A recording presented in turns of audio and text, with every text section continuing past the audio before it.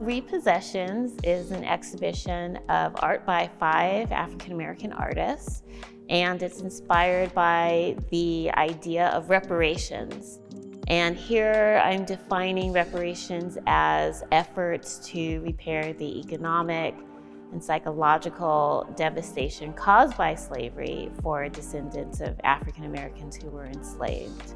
I'm interested in thinking through what happens when an object from a white person's archive goes into the hands of an African American artist. How does the meaning change when an object in a white archive really is speaking about the history of Black people, and then a contemporary Black person gets to do something to bring those voices out into the public?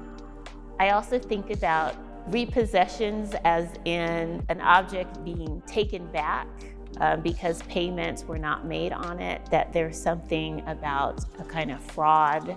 And I think about that in economic terms, but then apply that to this idea of Black lives and Black history being in white archives without the perspectives of African American people being part of that object and its history.